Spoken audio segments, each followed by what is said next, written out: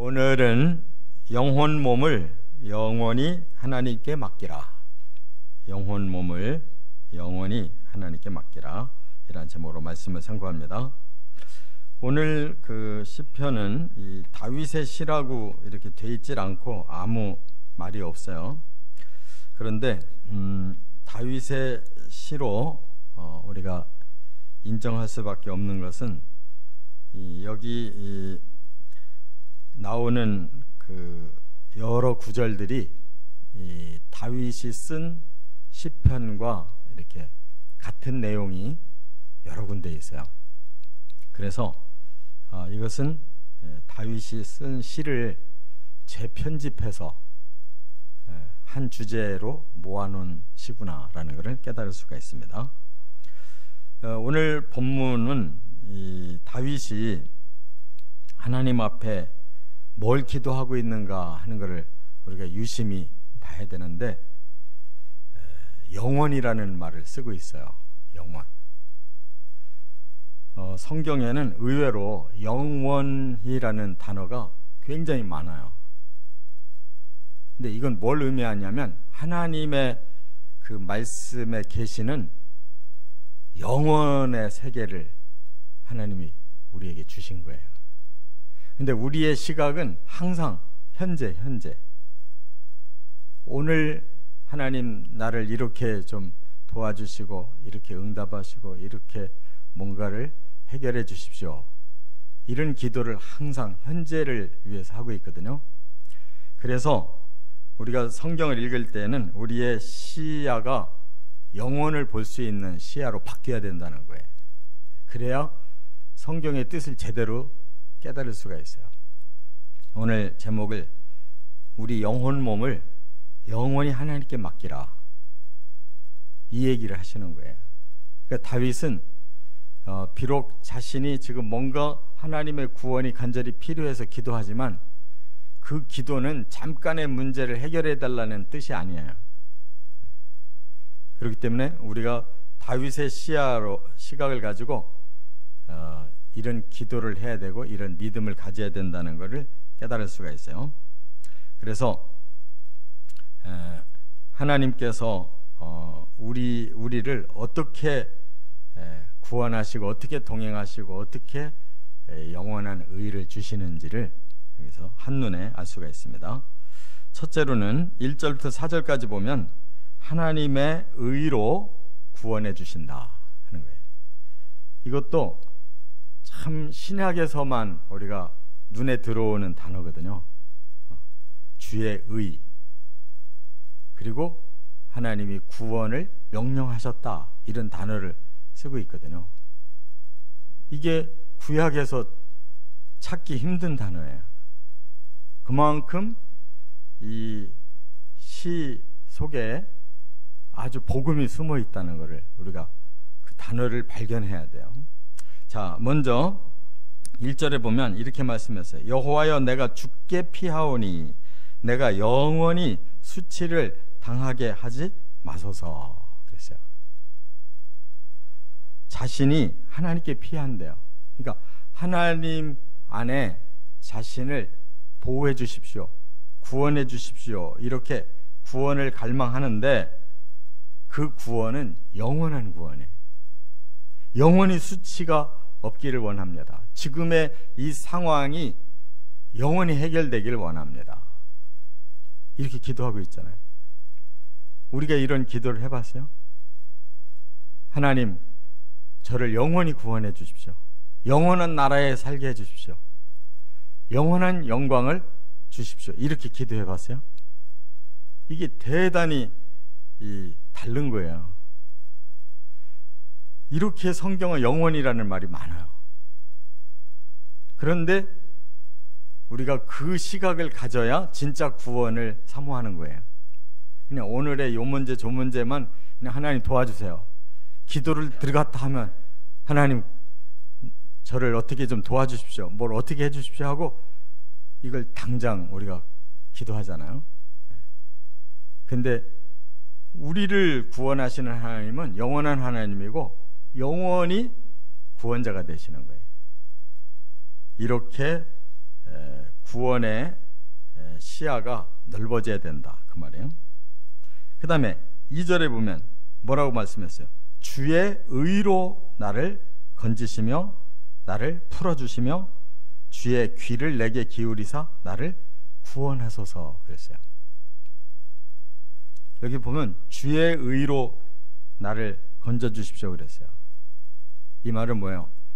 우리의 의로는 구원받을 수가 없어요. 하나님 앞에 나는 의롭습니다. 그러므로 나는 죄진 게 없으니까 나를 구원해 주세요. 이럴 사람이 없어요. 성경에 뭐 노아도 의롭다 그러고 아브라함도 의롭다 그래도 그 사람들이 다 실수한 사람들이고 그것 때문에 역사가 뒤집힌 역사들이 많이 일어나잖아요. 노아 때문에 함은 저주를 받은 그 후손이 나오고 아브라함이 육적인 하갈의 자식을 낳는 바람에 지금 이스라엘과 아랍 족속이 역사 속에서 이렇게 불행을 겪고 있잖아요. 근데 그들이 뭐가 의로워요? 하나님을 경외하는 그 믿음이 의로운 거예요. 그래서 우리의 의로는 구원받을 수가 없고 하나님의 의가 우리를 덮어서 의롭다라고 인정해서 구원받는 거예요. 이걸 여기서 이미 말씀하고 있잖아요. 주의 의로 저를 건져주십시오. 저를 풀어주십시오. 나를 구원해 주십시오. 이렇게 구원도 이렇게 말하잖아요. 건져야 되고 하나님 풀어주셔야 되고 그게 구원이라는 말이에요. 이처럼 우리가 어떻게 구원받느냐? 하나님의 의를 우리는 그대로 받아들이는 거예요. 그게 우리에게는 칭의예요. 하나님, 의로우신 하나님, 나를 구원하고 싶어 하시는 하나님, 그래서 우리에게 의의 언약을 주신 하나님을 우리가 믿고 그 믿음으로 하나님의 의에 우리가 덮임을 받아서 구원하는, 하나님 의롭다고, 믿음은 의롭다고 인정해 주겠다, 이게 복음이잖아요. 그래서 그 주의 의의 언약을 통해서 구원받아요. 그 언약을 언제 주셨느냐? 3절에 보세요. 주께서 나를 구원하라 명령하셨으니 그랬어요. 누구에게 명령하셨을까요? 메시아에게 명령하셨겠지. 우리를 구원하라고 이미 명령을 주셨어요. 하나님은 그 명령에 따라서, 그것이 언약이라는 말이에요. 언약, 약속이라는 말이에요. 그 구원의 언약에 따라서 우리가 구원에 이르는 거예요. 여긴 다윗이 바로 그렇게 말하잖아요. 주님께서 나를 구원하라고 이미 명령하셨습니다. 언약이 저에게 주어졌습니다. 그러므로 하나님은 항상 피할 바위가 되시고 반석이 되시고 요새가 되십니다. 이렇게 고백하는 거예요. 이 언약을 붙잡았기 때문에 하나님이 우리의 피할 바위시고 반석이시고 요새신 거예요. 할렐루야. 여기 얼마나 큰 비밀이 숨어 있는지 몰라요. 우리에게 주시는 구원은 영원한 거예요. 우리를 의롭다고 인정하시는 하나님의 의로 구원받는 거예요. 하나님이 우리를 구원하라고 명령하신 그 언약을 붙잡을 때 이렇게 구원을 받는 것이다, 그 말이에요. 그래서 4절에 바로 그 구원을 받는 자들은 악인의 손에서, 불의한 자에게서, 흉악한 자에게서 우리를 피하게 하신다. 그들의 손아귀에서 벗어나게 하신다. 바로 악한 사탄에게서, 그 손아귀에서 우리를 벗어나게 해주시는 것이 구원인 줄 믿습니다. 두 번째, 5절부터 9절에 보면 평생을 동행해 주신다, 이렇게 말씀하고 있어요. 이제 우리가 영원을 향해서 구원의 길이 열렸어요. 근데 우리 인생은 얼마 동안 사냐면 평생을 살아요. 이 땅에 태어나서 죽을 때까지 살아요. 그동안 하나님은 구원받은 자를 어떻게 하시느냐? 동행하신다는 거예요. 지금 다윗이 그렇게 고백하고 있어요. 먼저 5절에 보면 주 여호와여 주는 나의 소망이시여 내가 6절을 먼저 보면 나의 어머니의 배에서부터 주께서 나를 선택하셨사오니 그랬어요. 어머니의 배에서 이미 우리가 잉태되는 순간부터 선택된 자입니다. 이게 복음서에 많이 나오잖아요. 만세전에 우리를 택하셨대요. 우리가 이 세상에 태어날 수 있는 그 씨가 어머니의 뱃속에서부터 이미 우리가 선택되어져서 출발했다는 거예요. 이것이 바로 하나님의 은혜고 하나님의 택하심이라는 거예요. 이걸 깨닫고 확신할 때 지금 다윗은 우리는 모태로부터 주를 믿고 의지합니다. 모태로부터 주를 믿고 의지한대요. 그러니까 우리는 태어나기도 전부터 하나님의 언약에 의해서 택함받고 우리 부모의 그 믿음을 이어서 우리는 하나님을 모태서부터 믿고 출발한 자들이다. 그 말이에요. 여기 5절에 보면 여호와여 주는 나의 소망이시여 내가 어릴 때부터 신뢰한 이시니라. 그러므로 우리가 태어나서 처음부터 우리는 하나님이 우리의 소망이고 하나님이 우리의 신뢰가 되신다는 걸 믿음으로 어려서부터 출발해서 살아가는 거예요. 이것이 바로 하나님이 우리를 구원하신 신앙생활이에요. 하나님 소망하고 하나님 신뢰하는 게 이게 신앙생활이라고. 이게 어려서부터 있어야 된단 말이에요. 우리 뱃속에서부터 그렇게 선택된 은혜로 시작했기 때문에 그러려면 부모의 믿음이 자녀에게로 이어지고 그 신앙교육이 그 자녀에게로 이어져야 어려서부터 하나님 소망하고 하나님 신뢰할 거 아니에요. 할렐루야. 이렇게 우리가 출발해서 그 다음에 7절에 보면 나는 무리에게 이상한 징조같이 되어 싸우나 주는 나의 견고한 피난처이시오니. 이거는 우리들의 삶의 한 여정을 지금 표현해 주는 거예요. 다른 사람들한테 이상한 징조같이 되었대요. 그 말은 뭐냐면 다른 사람들이 나를 이상하게 따돌린다는 거예요. 사람들의 그 무리가 함께 받아주질 않고 이상하게 여긴다는 거예요. 세상 사람들과 좀 다르게 여긴다는 거예요.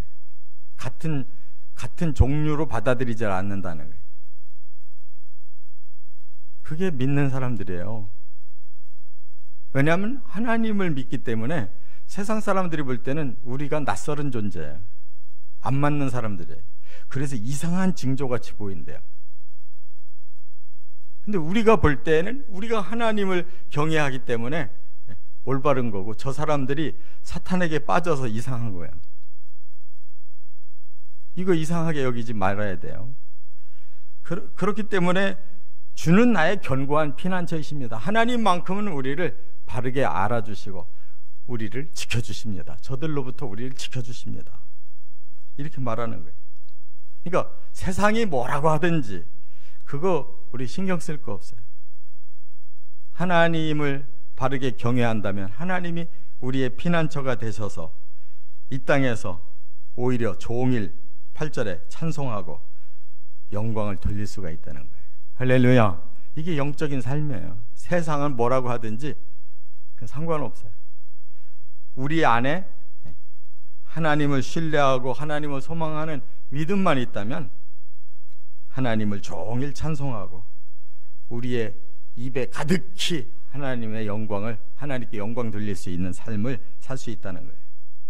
그리고 이어서 어디까지? 9절에 보면 늙을 때에 나를 버리지 마시며 내 힘이 쇠약할 때에 나를 떠나지 마소서. 이 말은 뭐예요? 제가 비록 나이가 들고 힘이 없고 늙더라도 저는 하나님 끝까지 앙망합니다.